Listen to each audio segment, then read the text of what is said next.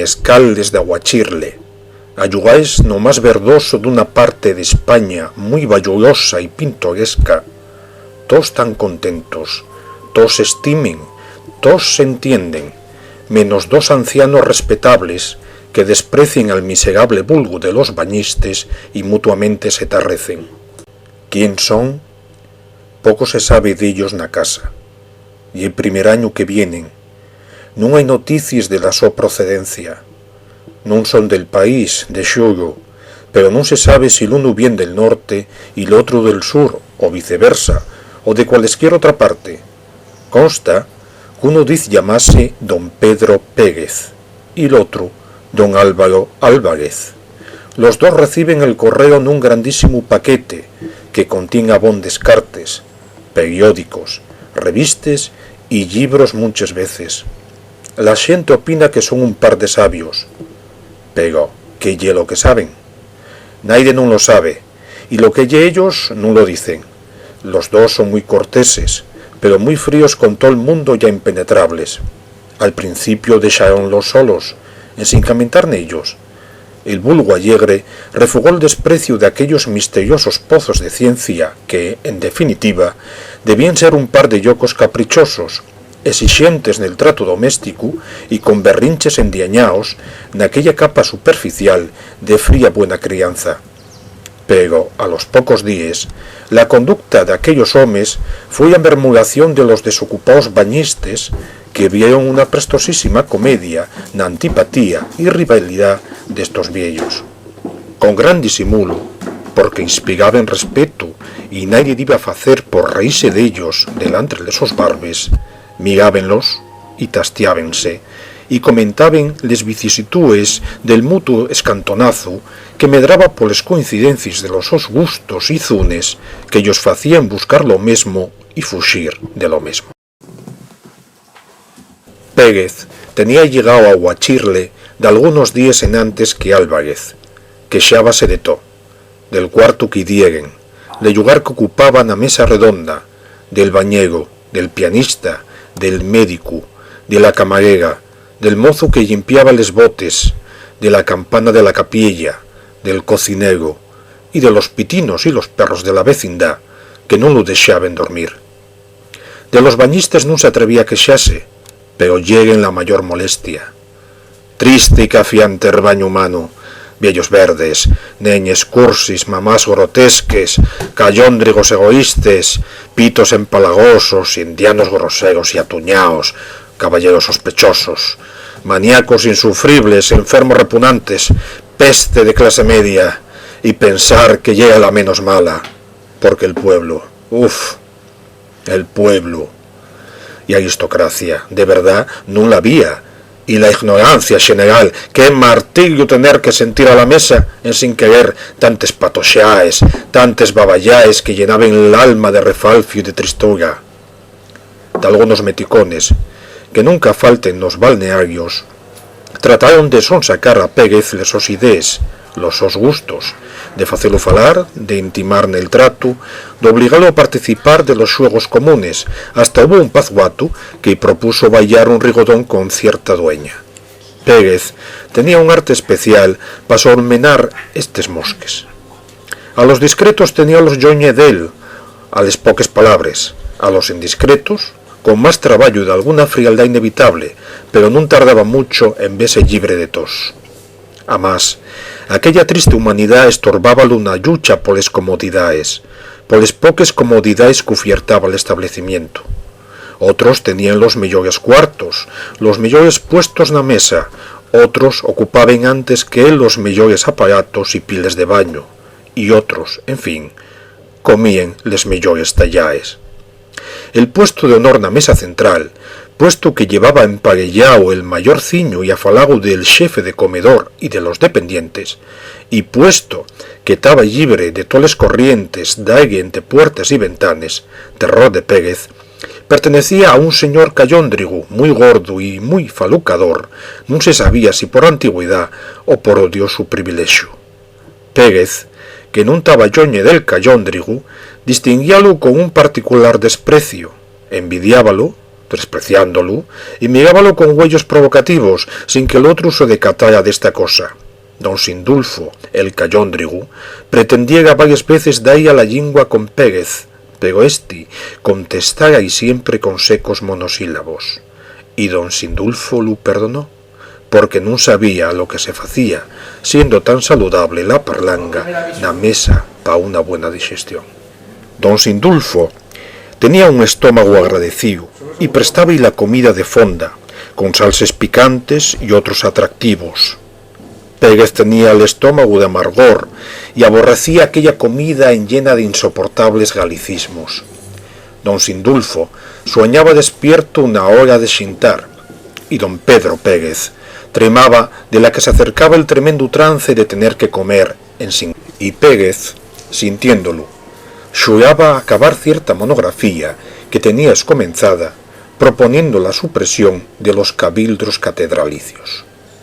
Foi el sabio díscolo y presunto minando el terrén, intrigando con camaregues y otros empleados de más categoría hasta facese prometer, con la amenaza de marchar, que en cuanto escolara el cayóndrigo, que se daría pronto, el puesto de honor con los beneficios se daría pa él, pa Pérez, costara lo que costara.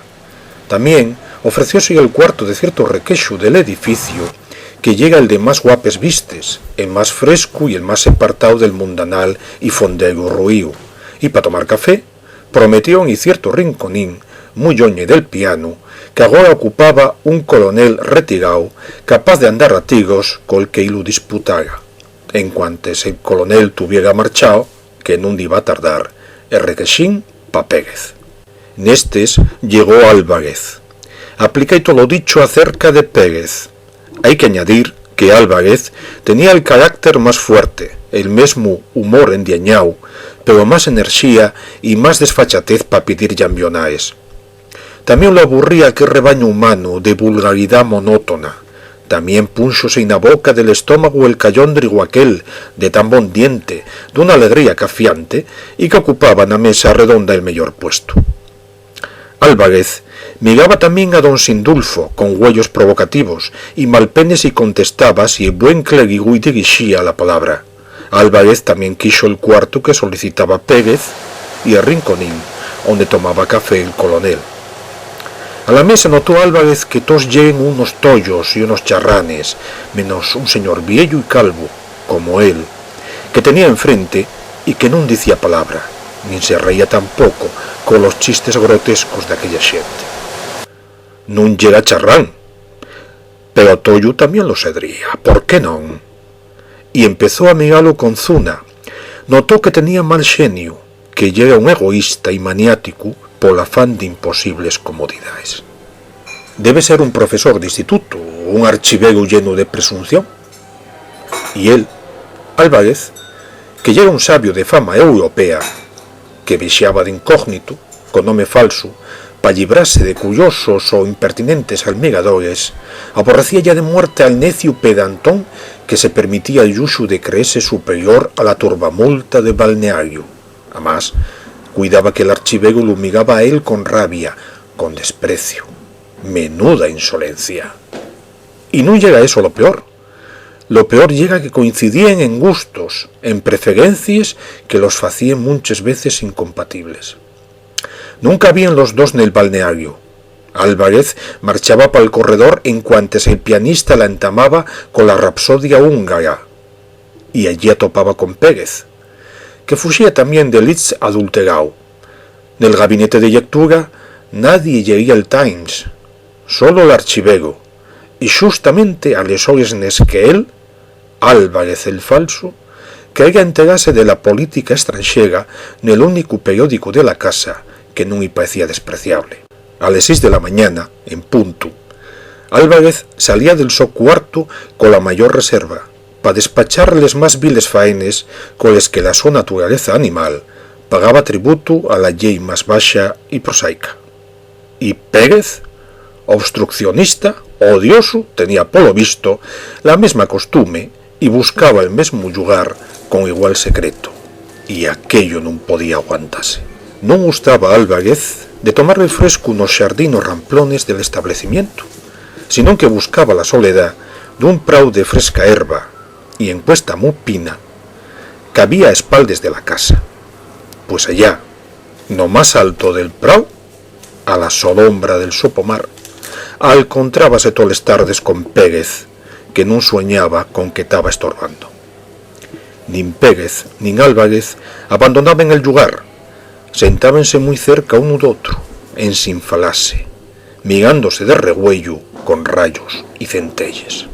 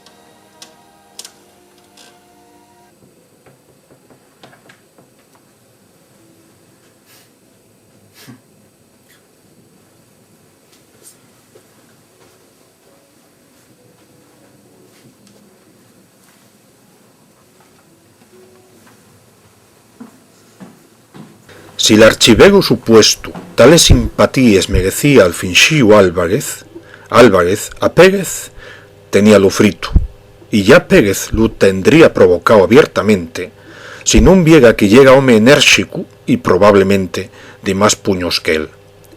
Pérez, que ya era un sabio hispanoamericano del Ecuador, que vivía en España facía ya muchos años, estudiando les lletres y ciencias y haciendo frecuentes viajes a París, Londres, Rusia, Berlín y otras capitales.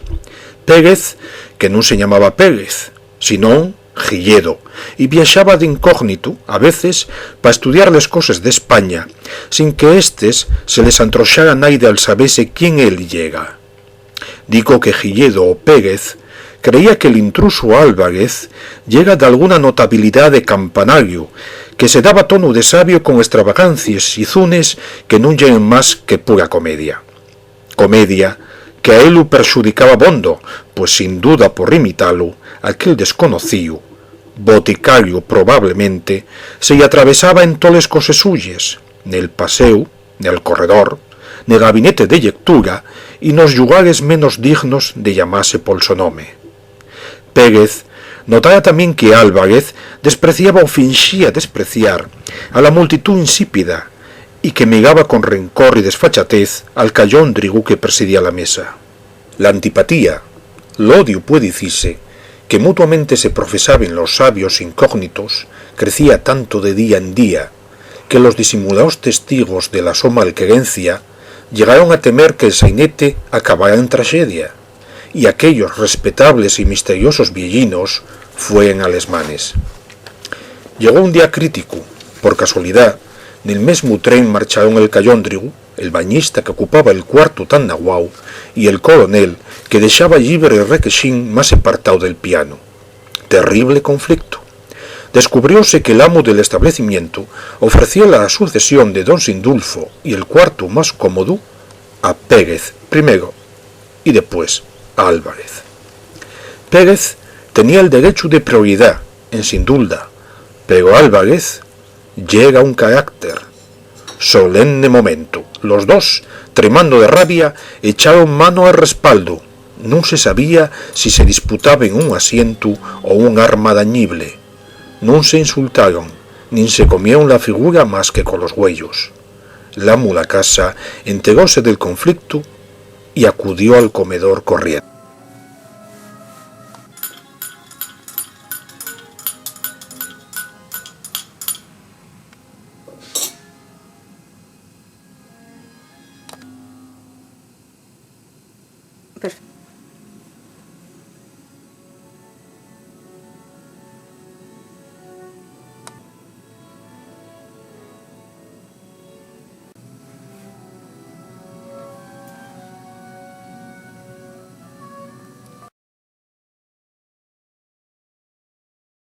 Pérez llega el que valía. Álvarez cedió en latín, esto ye, invocando un texto del derecho romano que daba la razón al adversario. Quería que constara que cedía a la razón, non al mieu. Pero llegó lo del aposento en disputa, y ya la entamaron. También Pérez llega el primero en el tiempo, pero Álvarez declaró que lo que ya absurdo desde el principio y nulo, por consiguiente, tracto temporis convalescere non potens, non puede facerse bueno col tiempo. Y como ya era absurdo que todos les ventalles por llambión les llevara a Pérez, él aferrábase a la promesa que recibiera. Ya instalábase por supuesto en el dichoso cuarto, onde faltaría más, ya metiera a él lesos maletes. Y llantá una antoxeana, con los puños cerrados amenazando al mundo, glayó. En pare causa, millor es constituir posidentes. Y entró, y pesllóse dende dientro. Pérez cedió, non a los textos romanos, sino por mieu.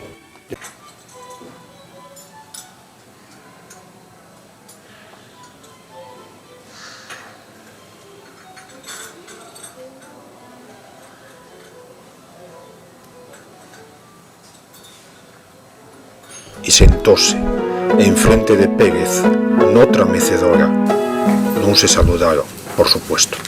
Metiónse da fecho una lectura de delles cartes. De entre los pliegos de la suya, sacó Álvarez una postalina que contempló plasmado. Al mismo tiempo, Pérez contemplaba una tarjeta igual con huellos de terror. ¿Y usted, el doctor Giedo? ¿Y usted? ¿O estoy soñando? Pues ya que... Entonces... ¿Usted ya el ministro Fonseca? Sí, claro. El so discípulo, el admirador, el seguidor de la so doctrina, doctor Giedo. De la nuestra doctrina. Porque ya era de los dos, ¿eh? Yo, el iniciador. Y usted, el propagandista. Si no llega a ser por mí, por esta manía mía de mandar las fotos, si es que no nos conociéramos. Susto, susto. Si no debe ser por eso. Coño, pues dame un abrazo. Y Fonseca abrió los brazos, y en ellos estrechó a Gilledo, aunque con la mesura que conviene a los sabios. La de explicación de lo sucedido y bien sencilla. A los dos se les ocurriera, como queda dicho, la idea de viajar de incógnito. Dende la so casa Fonseca, en Madrid, y dende nun sé onde Gilledo, facían enviar la so correspondencia al balneario, en paquetes de guixíos a Pérez y a Álvarez, respectivamente. Muchos años había que Gilledo y Fonseca lleguen uña y carne en el terreno de la ciencia. Iniciador Gilledo de ciertas teorías muy complicadas sobre el movimiento de las razas primitivas y otras caxigalines prehistóricas, Fonseca tomara las hipótesis de él con entusiasmo en sin envidia. Tenía fecho con ellas aplicaciones perimportantes en lingüística y sociología, en libros más lleíos, por más elocuentes, que los de Gilledo.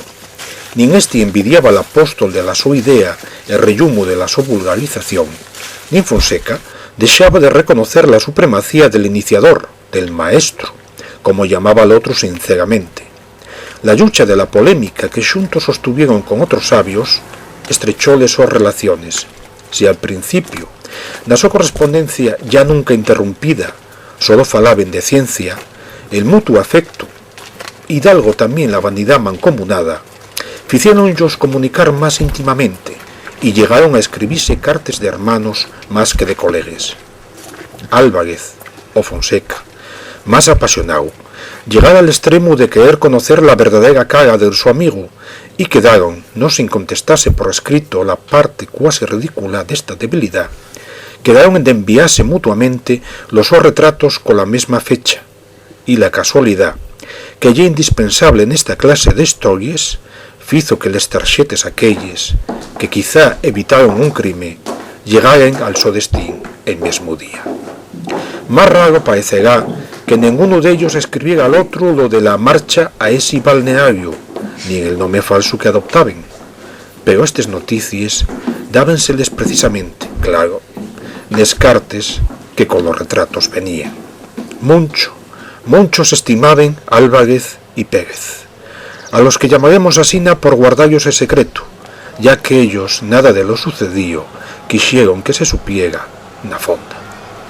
Tanto se estimaban y tan prudentes y verdaderamente sabios lleguen, que depuestos, como llega natural, todos griesques y odios que los tenían separado, mientras no se conocían, no solo se trataron después con mayor respeto y mutua consideración, en sin disputarse cosa alguna, sino que al día siguiente del so gran descubrimiento, coincidieron una vez más en el propósito de dejar cuanto antes les aguas y tornar per donde vinieron.